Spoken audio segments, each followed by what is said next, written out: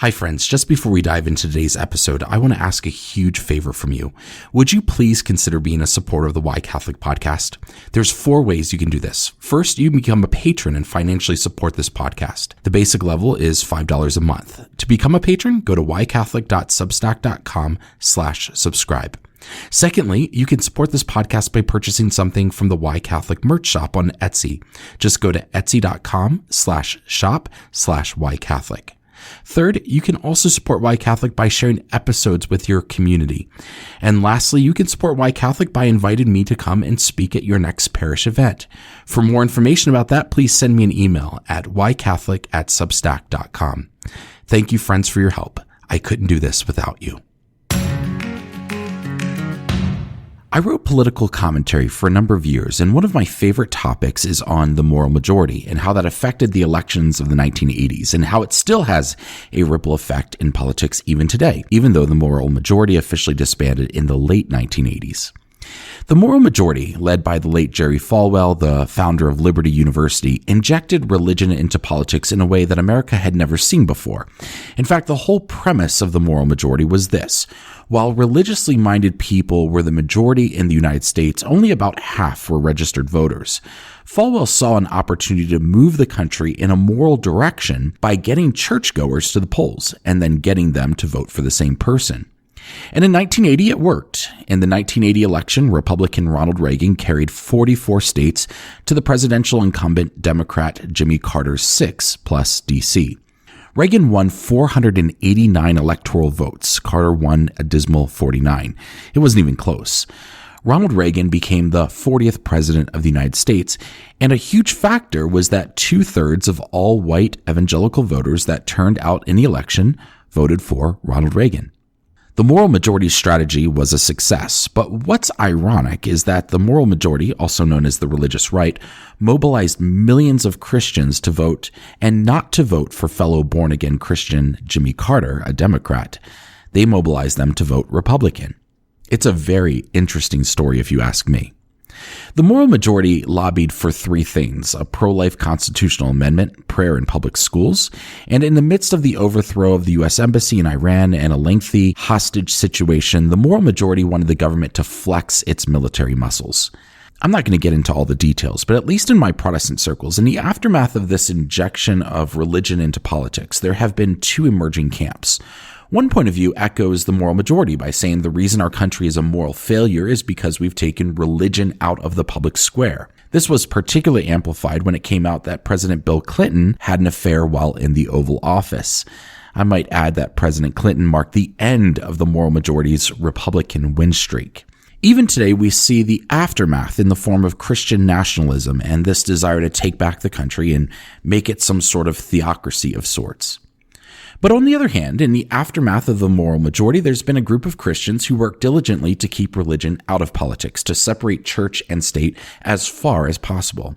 The way they see it is that the second we allow prayer in public schools is the second that any teacher can influence students by praying to whomever they want. Or if we mandate bringing the Bible back into public schools, then we're relying on educators who probably aren't theologically trained to teach about the Bible. As they see it, it might be winning the battle, but losing the war. And so over the past 40 years, there's been this shift in the Protestant world where they've gone from let's inject religion into politics and force religion in the public square to more of a wrestling with how much should a non-Christian be expected to act like a Christian. And I really wrestled with this question as well until I stumbled upon the Catholics' longstanding teaching on virtue. Hi, this is Justin Hibbard, and you're listening to Why Catholic, my podcast about the what and why of Catholicism. Since episode 73, we've been focusing on Catholic ethos. Ethos means the characteristic spirit of a community as manifested in its beliefs. Each of these episodes focuses on the way Catholicism gets lived out.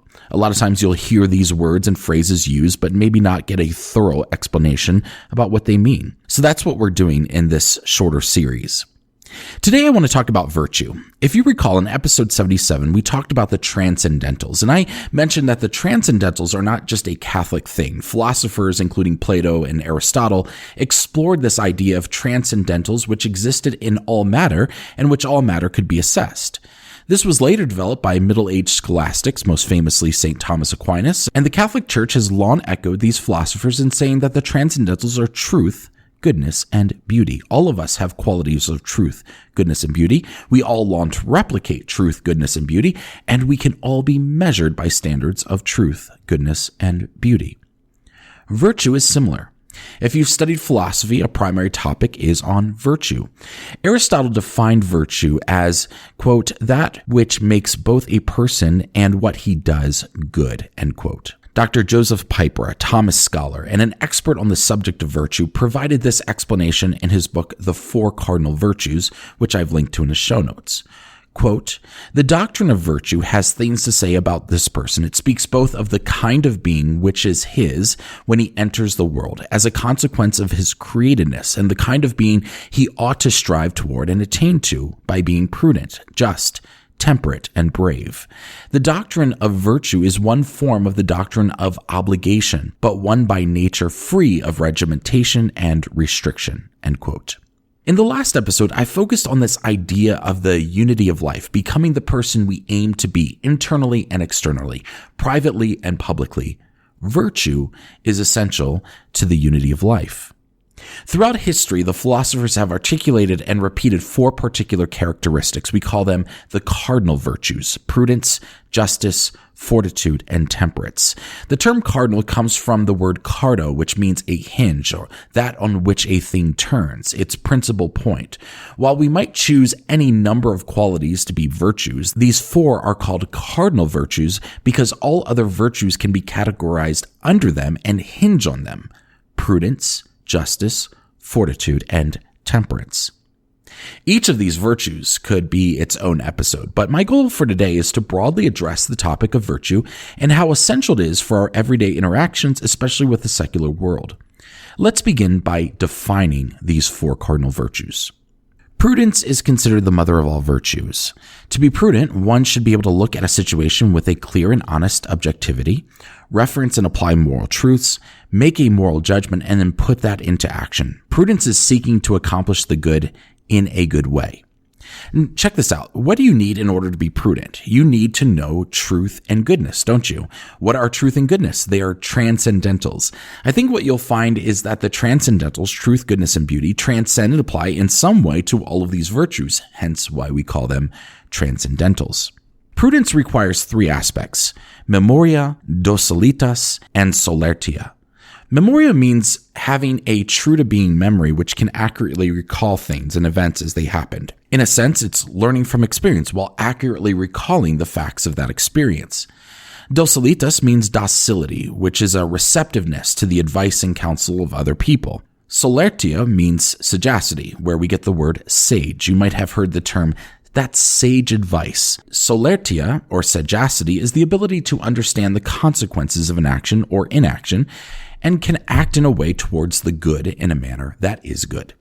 The second of the cardinal virtues is justice, which St. Thomas Aquinas defined as, quote, a habit whereby a man renders to each one his due with constant and perpetual will, end quote. What is our due? Well, Jesus answered this by quoting the Shema, the central commandment, the law on which all other laws hinge. He told us to, quote, love the Lord your God with all your heart and with all your soul and with all your strength and with all your mind, and love your neighbor as yourself, end quote. Thus we owe justice to God and we owe justice to our neighbor. The virtue of justice has three dimensions: commutative or reciprocal justice, distributive justice, and legal or general justice. Commutative or reciprocal justice governs relationships between individuals. In a sense, it's contract justice. Distributive justice deals with the relationship of the community as a whole to its individual members. Justice means that the whole community must promote the common good for each person, not just the majority. Finally, legal or general justice addresses the individual's relationship to the whole community. In this sense, every person has the duty to uphold and obey the just laws that ensure the common good. The third cardinal virtue is fortitude, which is the ability to stand firm against and endure the hardships of life and to remain steadfast in pursuing what is good.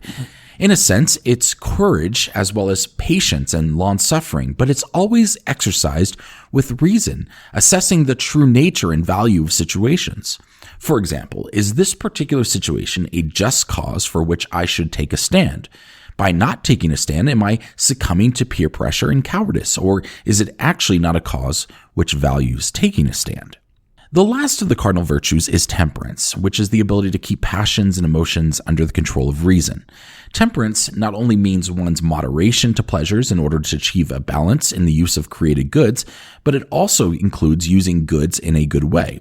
For example, it's not wrong to have money, but a temperate person doesn't love nor try to acquire wealth for the sake of acquiring wealth, but to acquire wealth for the purpose of doing good. There are two essential parts to temperance, shame and honor. Both of them guide us towards being temperate.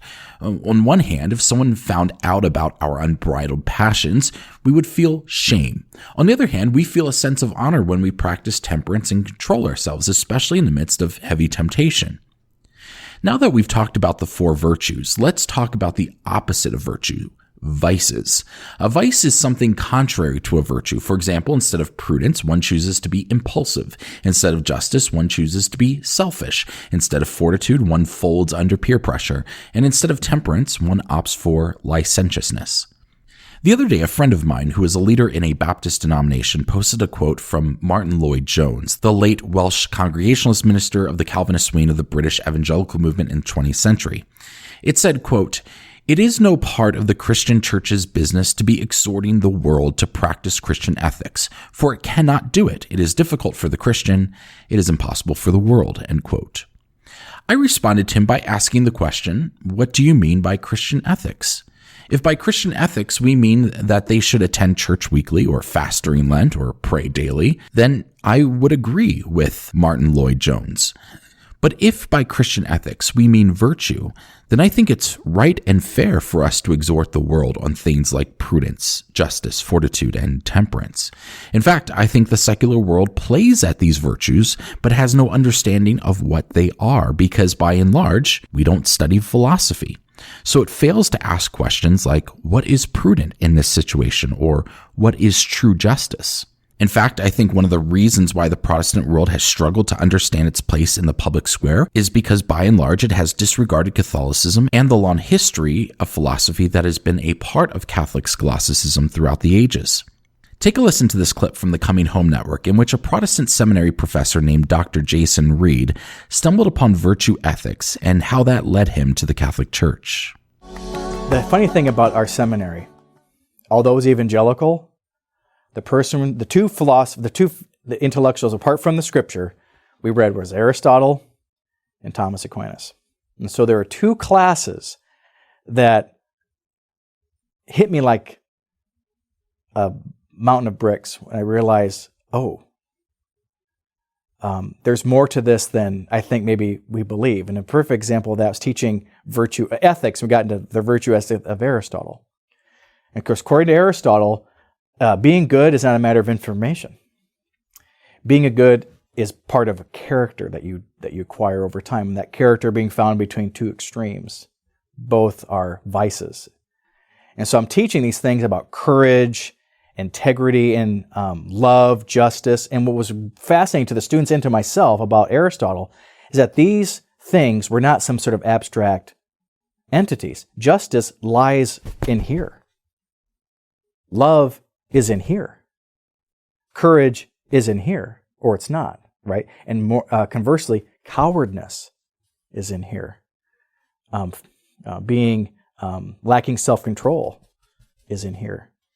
And so I'm explaining this, and of course you can see in the students' eyes that they feel like they've got an answer to how to live. Then one student raised their hand, they said, "So where do I find this in the evangelical church?" And I said, there's Jay Budziszewski, there's Peter Kraft, there's Etienne Gilson, but there aren't really any leading Protestant thinkers on the topic. And so the students were telling me, well, what else do the Catholics believe about this? So that was the first thing. So here's a profound insight in how to succeed as a human that the Catholics have been talking about for centuries. And the Protestants doesn't even know the conversation exists, a lot of them. And to come to find out, those who start this conversation, this we'll kind of find out later, those who start this conversation, trying to encounter virtue, encounter that life, they don't stay evangelical. Most of them will convert. You know, the cardinal virtues, prudence, justice, fortitude, and temperance, are actually explicitly mentioned in Scripture. Where? The Book of Wisdom, chapter 8, verse 7, which says, quote, "She, wisdom, teaches temperance and prudence and justice and fortitude, which are such things as men can have nothing more profitable in life," end quote. We might see how the lack of Protestant understanding of cardinal virtues might have something to do with removing certain books, like the Book of Wisdom from Scripture, just as Protestants have removed the books of 1st and 2nd Maccabees, in which we find the theology of praying for the dead.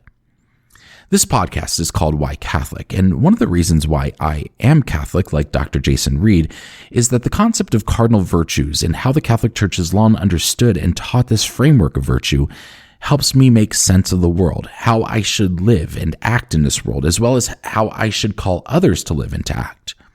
However, there's a warning here for all of us, especially those of us who are Catholic. If we reject studying, understanding, and applying virtue ethics, we will fail to speak into this world. It is right to exhort someone to virtue because God's virtues, prudence, justice, fortitude, and temperance, are mankind's virtues. And because they are innate in all of us, we recognize a need for these virtues and an imbalance when we don't live up to them. And so just as the Catholic Church appeals to truth, goodness, and beauty and lures people to Jesus by speaking that language which appeals to all of us, so too can these cardinal virtues, along with the theological virtues of faith, hope, and love, help people see the wisdom of the Christian faith by bringing that sense of balance that all of us long for. One last word of exhortation.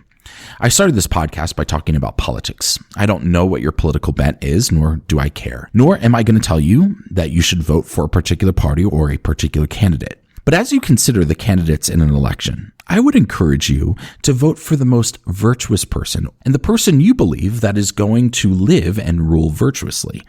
I hear people say all the time that they're voting for the lesser of two evils. Well, whenever you vote for the lesser evil, you're still voting for evil. Instead, ask yourself, who is the most virtuous? Who will do good and do it in a good way? And if your answer is truly nobody, then I personally think you are better off not casting your ballot for either candidate. That's my opinion, at least.